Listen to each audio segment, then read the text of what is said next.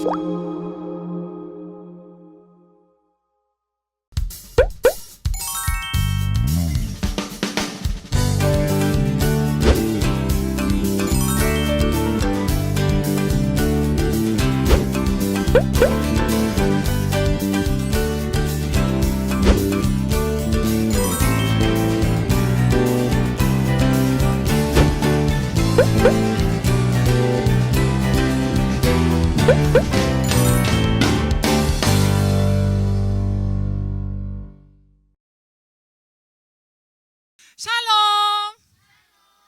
좋습니다. 옆 친구 한번 같이 인사할까요? 샬롬.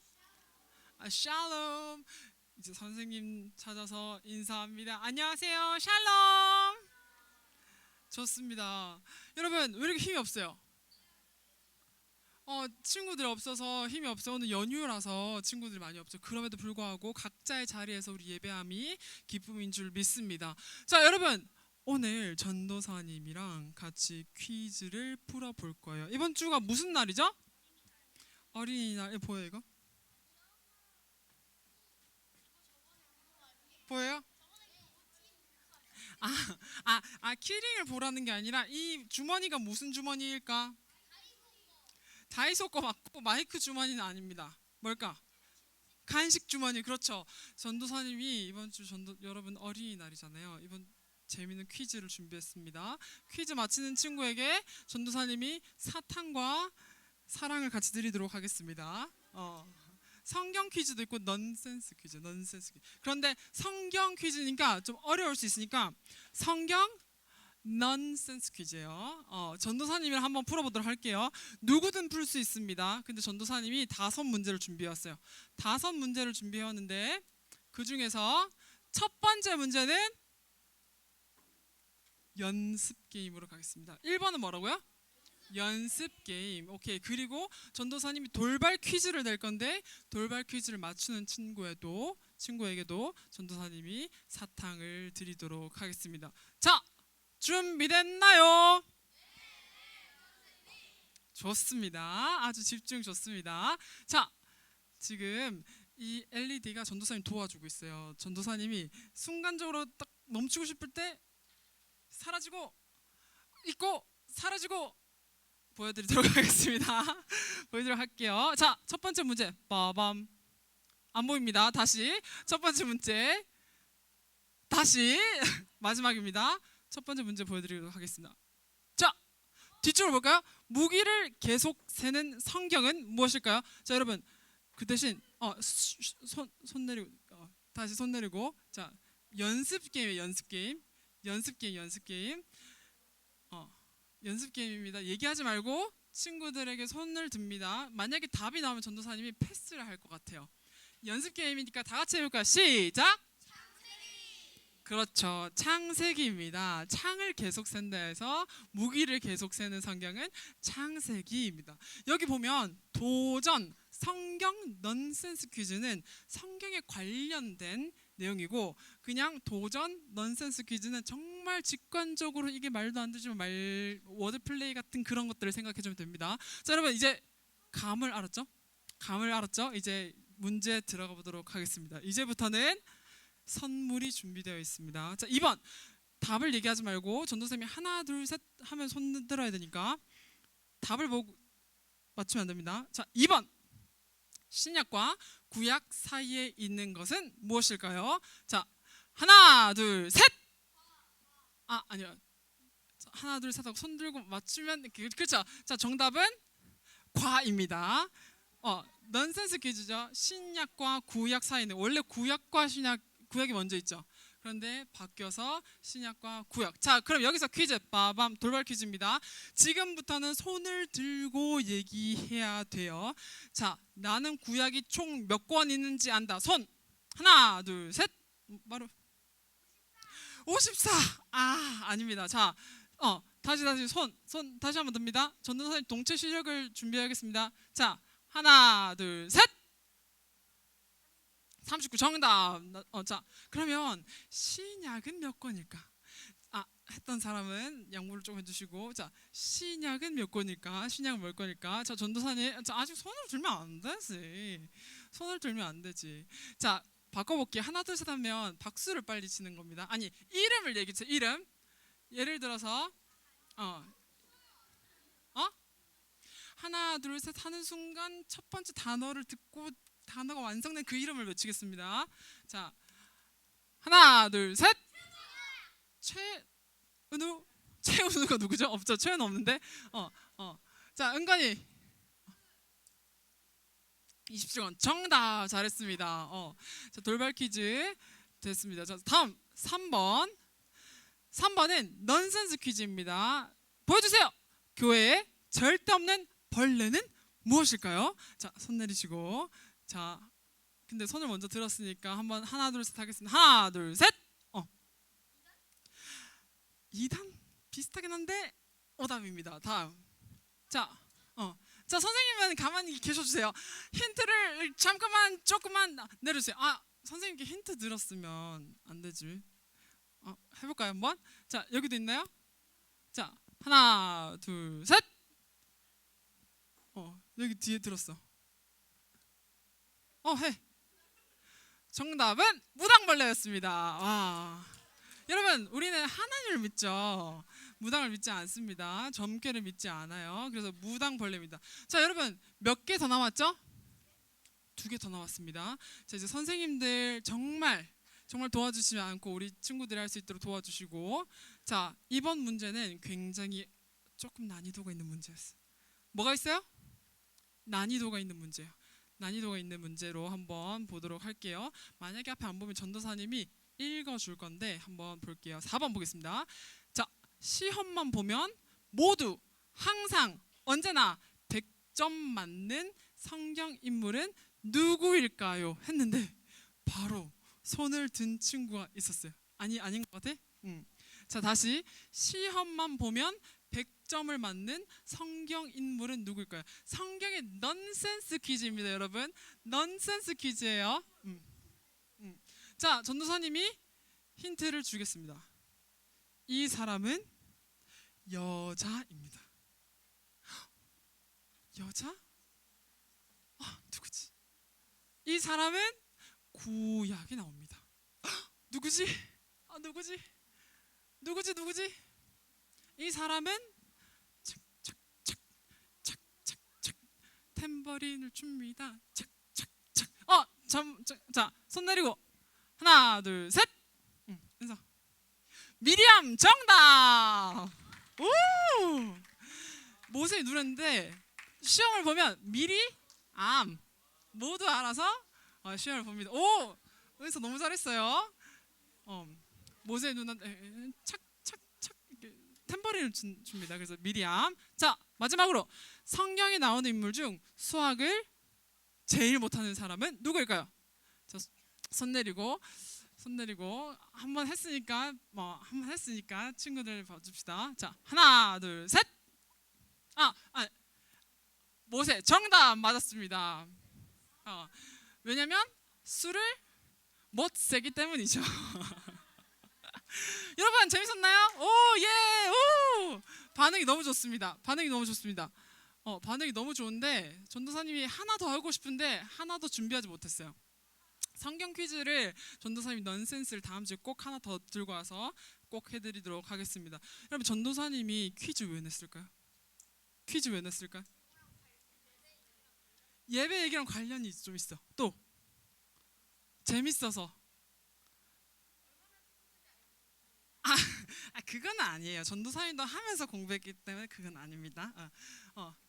집중력을 올리기 위해서. 그렇죠. 전도사님이 오늘 맨 마지막에 있는 이 모세에 관련돼서 얘기해주고 싶어서 전도사님이 퀴즈를 준비했는데 재밌게 준비한다고 퀴즈를 들고 왔습니다. 자, 여러분 잘 안 보이겠지만 우리 조금만 집중해서 전도사님 빠르게 할게. 눈이 너무 아플 것 같으니까 빠르게 해보도록 하겠습니다. 여러분, 오늘 성경 말씀 어디를 읽었죠? 출애굽기를 읽었어요. 출애굽기는 무슨 내용이냐면 출은 날출이라는 한자를 쓰고 애굽은 이집트의 옛날 말이에요. 그래서 이집트에서 나오는 이야기 이집트에서 나오는 그 내용을 쓴 성경 말씀입니다. 사실 탈출하다 나가다라는 헬라어 엑소더스라는 그것을 번역을 해서 우리가 지금의 출애굽기라고 읽습니다. 여러분, 출애굽기 전에는 무슨 성경이 있죠? 창세기, 그 다음에 출애굽기가 있죠. 창세기에는 무슨 내용이 나와요, 여러분? 얘기해줘. 그렇지. 하나님이 세상을 어떻게 만들었는지. 또 창세기야. 또 아담과 하와. 그러면 창세기 하면 누가 떠오를까? 떠오르는 사람들 이름 얘기해볼까? 하나님. 잘했어. 또 누구 생각? 노아도 있었고. 또 은근히 아담. 그렇죠. 또 하와. 또 아담 하와 다음에 아로 시작해서 브라함이라는 이름. 누구지? 아브라함. 고마워요. 아브라함. 또 가인도 나오고 요셉도 나오고 야곱도 나오고 이삭도 나오죠. 우리가 12지파 민족들 중에서 하나님께서 이스라엘 백성들을 부르셔서 각 지파 중에서 그 민족 족장인 아브라함을 불러서 약속을 해주십니다. 너가 큰 민족을 이루겠다고 얘기해주세요. 그때는 지파별로 모여서 살았기 때문에 큰 나라가 아니었어요. 그런데 하나님께서 이스라엘 백성들을 구원해 주시고 이스라엘 백성 전체를 구원해 주시기 위해서 한 나라가 되겠다고 하시고 아브라함과 약속을 하십니다. 그 다음에 창세기에서 하나님께서 언약을 신실하게 이끌어 가시고 또 출애굽기에는 이제 모세라는 사람을 준비시켜서 하나님께서 어떻게 구원 과정, 하나님의 목적 가운데 우리를 하나님의 자녀 되게 하는 그 삶으로의 이끄심을 어떻게 보여줄 건지 모세를 세우기 시작하신 것이죠. 여러분, 출애굽기는 사실 모세 얘기밖에 안 나와요. 모세 얘기가 너무 많이 나와서 아니 그냥 역사적 사실에 모세 뭐 위인전 아니야? 라고 생각할 수 있지만 우리는 기억해야 합니다. 출애굽기가 단지 그냥 애굽을 탈출한 노예 이스라엘 백성들의 내용만으로 본다면 안 되고 하나님께서 천지를 지으시고 이 땅을 지으시고 난 후에 우리와 약속하신 것을 신실하게 이끄시고 그 이끄심이 그 언약 관계가 약속된 그 관계가 우리의 삶 가운데 하나님께서 개입하셔서 보여주신다는 것을 출애굽 역사를 통해서 나타내 주시는 거예요. 그래서 출애굽기는 두 가지로 나뉘는데 첫 번째 장에서 이제 모세를 준비시키는 하나님을 볼 수 있어요. 그리고 난 다음에 모세를 이스라엘 백성들의 리더로 준비시키고 이스라엘 백성들을 노예 생활에서 해방하기 위해서 바로기 찾아가서 10가지 재앙을 보여주시고 하나님의 큰 이적을 보여주셔서 하나님이 누군지 알려주십니다. 이스라엘 백성들에게. 그리고 난 다음에 정말 애굽을 탈출해서 광야 길로 들어가서 하나님과 친밀한 교제, 하나님께서 살려주시고 하나님께서 이끄시지 않으면 살 수 없는 곳으로 가서 하나님이 정말로 우리의 여호와 되시고 우리의 구원자 되시는구나를 경험적으로 알게끔 이스라엘 백성들을 구분해 놓는다는 것이죠. 그래서 출애굽은 하나님의 인도하심 가운데 이스라엘 백성들이 하나님의 자녀로서 찬양하고 예배하는 그 처음 그 시작을 의미하는 것입니다.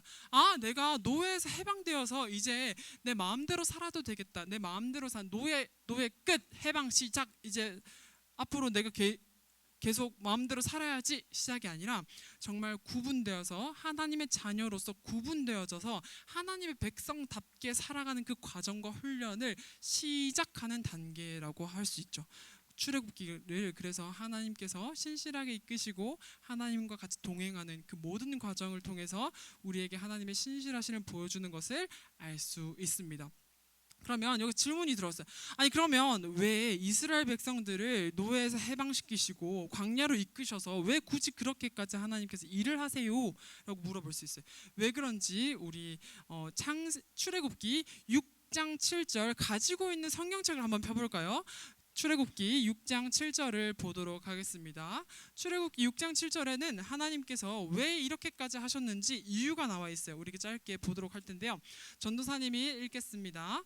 너희를 내 백성으로 삼고 나는 너희의 하나님이 되리니 나는 애굽 사람의 무거운 짐 밑에서 너희를 빼낸 너희의 하나님 여호와인 줄을 너희가 알지라. 아멘. 하나님께서 이스라엘 백성들에게 하나님의 백성이 백성이 됨을 알게 하시기 위해서 이 모든 일들을 하셨다고 성경은 말하고 있어요. 그러면 여기서 질문 하나 더 할게요. 그러면 하나님의 백성이 된다는 것을 알게 해주겠다고 했는데 하나님을 안다는 것은 무엇일까요? 하나님을 아는 거는 내가 성경적 지식이 많은 걸까? 내가 하나님에 대해서 하나님은 신실하시다, 하나님은 보호하신다, 하나님은 선하시다, 하나님은 위대하시다, 하나님은 뭐 이런 식으로 하나님에 관련된 내용들을 많이 아는 걸까요? 하나님에 대한 지식을 많이 쌓는 것이 하나님에 대해서 아는 것이 아니라 하나님이 내 삶 가운데서 나의 삶과 모든 여정 가운데 하나님께서 나를 이끄심을 경험하고 하나님과 관계하는 그 모든 과정 그 자체, 그 관계를 하나님을 안다라고 얘기할 수 있어요. 그러니까 하나님이 선하심을 알지만 거기서 끝나는 것이 아니라 삶 속에서 하나님과 동행하는 삶, 하나님과 관계 맺는 삶을 하나님을 안다라고 얘기하는 것이죠. 그래서 하나님께서는 이 이스라엘 백성들을 출애굽시키심으로 광야로 이끄셨지만 하나님이 없으면 안 되는 그 상황 가운데 하나님이 세밀하고 정말 세심하게 이끄시는 것을 경험케 하기 위해서 이스라엘 백성들을 광야로 이끄시고 같이 동행하시면서 믿음으로 하나님과 더욱더 깊은 관계로 이끌어 가셨던 것이죠. 자, 여러분, 오늘 말씀에 2장 말씀은 이렇게 나와 있어요. 바로가 1장 마지막에 얘기합니다. 히브리 사람들, 이스라엘 백성들이 너무나도 숫자가 많아지니까 이집트 왕 바로가 지금 볼 때에 이스라엘 백성들이 너무 많아지니까 수적으로 애굽 사람들이 불리할 것 같아. 이스라엘 백성들이 너무 많아지면 애굽이 만약에 땅을 넓히기 위해서 전쟁을 한다 하더라도 혹시 애굽과 이집트와 싸우고 있는 적 관계와 이스라엘 백성이 동맹을 맺는다면 우리는 질 게 뻔하고 지금 국가적으로 굉장히 위기가 온 것 같으니 이스라엘 백성들을 처리해야겠다. 노예로 만들어 버리고 이스라엘 백성들이 민족들이 많아지고 점점 숫자가 커지니까 이스라엘 히브리 사람 아기가 태어나는데 남자 아기는 나일강에 던져 죽여라라고 얘기합니다. 딸은 살려둬도 괜찮다고 얘기합니다. 왜냐하면 노예의 인구는 유지해야 되기 때문에. 그런데 남자가 태어나면 남자는 군대를 형성할 수도 있고요. 그 다음에 또 가정을 이끌 수도 있고요. 어떻게 할 그 힘의 세력이 있어서 위협을 느껴서 남자아이는 나일강에 던져 죽이라고 얘기합니다. 그때 모세가 태어나요. 그때 하나님이 없는 것 같은 그때에 모세가 태어납니다. 모세 엄마는 그 얘기를 듣고 알고 있었어요. 내가 지금 우리 집안에 태어난 남자아이, 이 아이가 남자아이기 때문에 죽을 수밖에 없구나. 그런데 그 모세 엄마는 아기를 숨깁니다. 몇 개월간? 3개월간 숨겨요. 아기가 갓난아기 때 최대한 숨겨서 아이를 굉장히 잘 키우기 시작합니다. 모세 엄마는 레위인이라고 했어요. 레위인은 구별된 사람으로 하나님께 예배 드리는 사람이었어요. 하나님이 계심을 알고 있었단 말이죠. 그런데 하나님께서 계심을 알지만 하나님께서 계시지 않는 것처럼 보이는 그 상황 가운데 모세 엄마는 최선을 다해서 아이를 지키고 하나님께 맡기는 믿음의 결단을 보여줍니다. 오늘 우리가 어떻게 하나님께 나아가야 되는지 이 모습을 통해서 한번 볼 수 있는데요. 포기하지 않고 최선을 다하되 하나님께 맡기는 우리의 삶이 되길 원합니다. 첫 번째로는 모세 엄마는 아기를 낳고 3개월을 숨겼어요. 그러나 포기하지 않았습니다. 그러니까 무슨 말이냐면 아기가 클 수 있을 때까지 키웠어요. 그런데 더 이상 숨길 수 없자 아기를 버린 것이 아니라 최대한 그 아이가 살 수 있게끔 갈대를 엮어와서 역청과 진을 발라서 물이 새지 않도록 상자를 만들고 그 상자를 나일강 갈대 사이에 둡니다. 던지지 않고 둔다고 나와 있어요. 여기서 그러면 결국에는 그 모세 엄마는 나일강에 아이를 던져버린다는 것처럼 어쨌든 버린 거 아닌가요? 라고 물어볼 수 있지만 아기가 살 수 있는 단 1%에 살 수 있는 그 환경을 만들기 위해서 최선을 다했고 그리고 그 갈대 사이에 둡니다. 그런데 여기서 정말 신기한 게 있어요.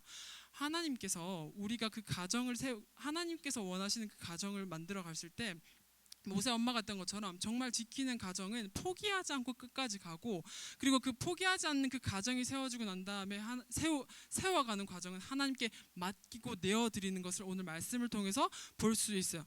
정말 신기한 게 있어요. 우리 한국어 성경에는 잘 나오지 않지만 히브리 성경을 원어로 본다면 그 모세 엄마가 갈대 사이에 상자를 두자마자 시간적 차이가 없을 정도로 그 다음 바로 바로의 왕 딸인 그 공주가 나일강에 목욕을 하러 왔다. 그리고 갈대 사이에 있는 그 상자를 봤다라고 얘기합니다. 너무 신기하지 않나요? 전도사님 여기서 질문 하나 있어요. 아니 공주라며, 그렇죠? 공주는 어디 살죠? 왕궁에 살죠. 왕궁에 사는데 왕궁에는 화장실이 없었을까? 있었겠죠. 그러면 목욕탕이 없었을까? 아니죠. 왕궁에도 충분히 할 수 있고, 심지어 나일강은 악어도 많이 살고, 그리고 히브리 사람들을 그 아기가 유기된 그 장소라서 목욕을 하기에는 굉장히 좋지 않은 장소인데 때마침 그때 그 시간에 어떻게 공주가 왔을까? 되게 신기하다라고 얘기할 수 있지만 우리는 오늘 또 알아야 될 것이 뭐냐면, 히브리 원어로 봤을 때 그 성경에 시간적 차이가 없을 정도로 바로 그 모세를 발견할 수 있었던 그 이유는 하나님의 섭리 가운데 이 모든 것이 진행되고 있다는 것을 말하고 있어요. 그러니까 하나님께서 창세기 태초에 하나님께서 천지를 창조하신 이후에 모든 인간 관계와 인간사, 우리의 모든 인생 가운데 하나님이 안 계시는 것처럼 보이긴 하더라도 하나님께서 안 계신 적이 없다라는 사실을 보여주고 있다는 것이죠. 출애굽기에는 지금 하나님께서 직접 공주를 보냈다, 하나님께서 마음을 주셔서 공주를 마음을 바뀌게 했다라는 단어는 없지만 이 모든 것들이 하나님의 섭리 가운데 굉장히 자연스럽게 이어져 간다는 것이죠. 과연 바로가 히브리인들을 죽이라고 얘기했는데 바로의 딸인 그 공주가 아버지의 마음을 몰랐을까요? 그런데 히브리인인 걸 알면서도 긍휼의 마음을 갖고 있었고 그 아이를 긍휼의 마음으로 품었고 아들로 삼았다는 것이죠. 그 너무나도 신기한 거예요. 하나님께서 마음을 만져주시지 않으면 일어날 수 없는 일이고, 하나님의 섭리 가운데 있었다는 것을 보여주는 것이 뭐냐면 죽음의 곳이었어요. 나일강은 아이들이 버려지고 죽임을 당하는 그 버려지는 생명이 없는 곳이었는데, 모세는 그곳에서 하나님이 역사하심으로 생명을 얻어서 다시금 성장하게 하십니다. 하나님께서 원하시고자 하고 하나님께서 그 계획하셨던 그 목적을 이루어 가시기에 사람의 어떠함도 방해되지 않고 하나님의 섭리 가운데 잘 일어난다는 것을 보여준다는 것이죠. 그래서 우리는 이것이 단순히 우연과 되게 신기하다라고 넘어가는 것이 아니라 우리의 모든 인생은 하나님 손안에 있으니 하나님께서 안 계시는 것 같이 보이더라도 하나님께서는 여전히 일하고 계심을 우리는 성경 말씀을 통해 알아야 되고 믿음으로 하나님께 나아가야 된다는 것이에요. 그래서 출애굽기에는 좀 이렇게 나와 있어요. 하나님께서 이끌어 가실 때 하나님이 결과를 바라보고 우리가 결정하게 하는 것이 아니라 그 과정 가운데도 일하고 과정 가운데서 역사하신 하나님을 더욱더 풍성히 누리는 우리가 되길 원하시는 거예요. 사실 모세의 이야기는 다 알아요. 왜냐하면 결말을 다 알기 때문에. 모세가 10가지 재앙을 신기한 마술도 부리고 주술사에 있는 것도 하나님께서 되게 특이한 방법으로 하나님께서 모세를 사용하셨대. 그리고 그 모든 정말 60만 명이 되는 그 사람들을 이끌고 나갔대. 정말 대단한 사람이야 라고 얘기할 수 있지만 사실 모세의 그 순간순간은 위기였고 하나님께서 안 계시는 것처럼 보이는 순간일 수밖에 없었어요. 그런데 여전히 하나님께서는 포기치 아니하시고 하나님께서 약속하셨던 그 약속을 이루기 위해서 신실하게 일하고 계셨음을 우리는 말씀을 통해 알 수 있습니다. 그래서 우리가 말씀을 통해 배웠으니 우리가 하나님께 더욱더 담대히 나아가기를 원해요. 여러분, 출애굽기는 단순히 노예 생활에서 이스라엘 백성들이 노예로 탈출한 이야기가 아니라고 했어요. 단순히 탈출기만 얘기하는 게 아니라고 했어요. 하나님께서 언약을 맺으셨고 그 언약을 맺으신 것을 잊지 않으시고 신실하신 하나님께서 우리의 인생 가운데 역사 가운데 이끄시는 것을 출애굽기 이스라엘 백성들의 삶을 통해서 볼 수 있다고 했어요. 여러분, 출애굽기 내용은 굉장히 뭐가 없어요. 그리고 광야 생활이고 힘들어요. 그런데 하나님의 입장에서 그 광야 생활을 신혼의 때라고 얘기합니다. 너무나도 신기합니다. 하나님 너무 고통 가운데 있지만 하나님은 그 고통 가운데 하나님을 붙잡아야 살 수밖에 없는 그 상황. 그래서 하나님께서 이스라엘 백성들과 친밀하게 교제했던 그 시간을 굉장히 아름답게 보신다는 것이죠. 신혼의 때라고 하면서 우리도 그렇게 하나님과 친밀한 교제 가운데 부르십니다. 첫 번째로는 하나님의 부재는 없음을 기억했으면 좋겠어요. 겸손하게 우리가 하나님 앞에 더욱더 나아가길 원합니다.